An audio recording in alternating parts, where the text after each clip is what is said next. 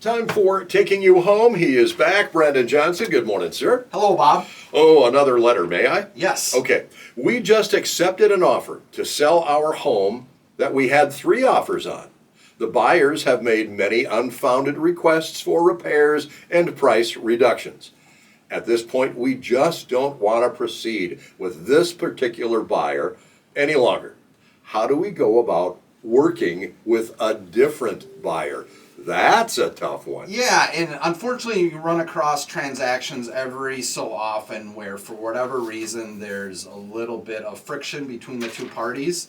And so we try and negotiate or handle that as best as possible, and try and level out emotions as best as possible.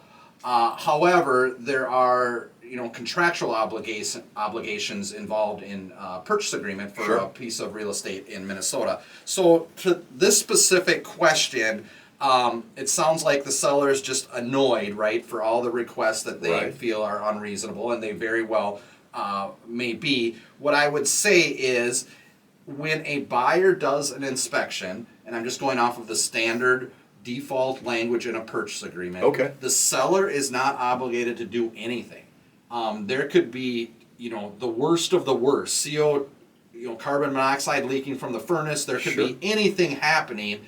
Is contractually a seller obligated to do anything? No, they're not. Now, realistically, on things like I just mentioned, are they going to want to fix it? Absolutely. But just on a flat line basis, on contractually, they are not obligated to reduce the price. They are not obligated to make any repairs. Is it in their best interest to do some of those things at time to time? Sure. But they're not forced to.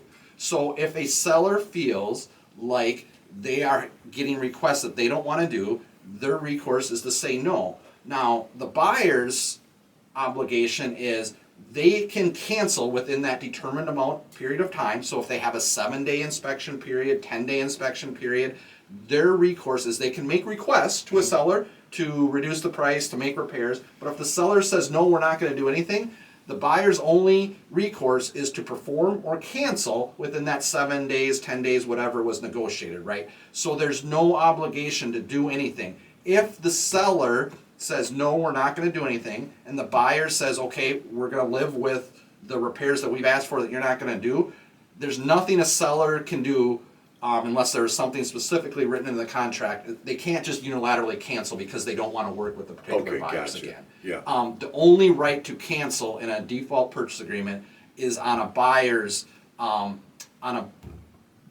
stipulation in the inspection contingency. Now, either party at any time can initiate a request for cancellation. So can a seller say, we're going to ask you to cancel? Absolutely. Can they just force it? No. Does that make sense? So they can ask for a cancellation. They can say, we'll refund your earnest money if they want to move on for whatever reason, but there's nothing that would require that buyer to cancel. Okay, you just said the magic phrase, earnest money. Yes. Right? How does that work if somebody's going to back out? If I'm a buyer and I put this money down and the seller says, nah, I don't really want to make all those repairs. I'm not going to do all that stuff. Yeah, so again, there's a lot of different scenarios, but typically the earnest money is refundable within that inspection period. So if the buyer says, we're not getting the repairs we're seeking, we just don't feel comfortable with the house, typically that earnest money will be refunded within that period of time. If they have problems with their financing and cannot get financing, typically, now there are caveats, but typically that earnest money is refundable. If the buyer, after the inspection period, or just says, the common occurrence is they find another house, or they just say, we want to cancel, now you get into some negotiations where that earnest money is likely forfeited to the seller. And for good reason, right? Because that's the purpose of earnest money, is to show your good faith in performance on the purchase agreement. So within that inspection period, it is usually refundable. After the inspection period, if you say, for whatever reason, we just aren't purchasing the home and there's no reason, no valid contractual reason to cancel, that earnest money is likely forfeited. And I will say this, your liability as a buyer for canceling is not necessarily just limited to the earnest money. If you cause damages for breach of contract, there could be more. Now, realistically, again, And I just want to, I'm not an attorney, but realistically, again, the seller's just going to want it back on the market. They're not going to want to draw it out with the whole legal proceeding.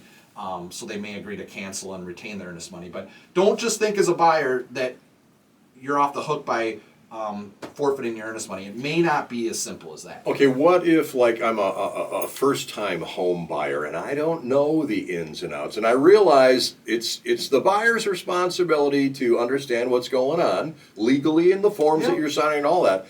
How much hand-holding do you do? How much education do you do? There's a lot of responsibility, I believe, for the real estate agent, especially a first-time home buyer, first-time home seller, that they understand what they're agreeing to. So we talk about, in this day and age of technology and electronic signatures is great. Yeah. And it's so convenient. You know, the holidays are coming up. People are going to be spread out all over. As long as you read the stuff. Right. So we have, this policy that we try at VoigtJohnson where we try our best in every situation that's possible. The first time we're meeting with a client to write a purchase agreement, we're doing it in person to go through it because, 85% of the time it may go smoothly and there's no issues at all. That 10 to 12% chance where there's a hiccup, and you say, well, this is what the contract says, and we never talked about that, and we want to make sure you're understanding and not get into the nitty gritty and every fine tooth thing, but make sure there's regarding earnest money,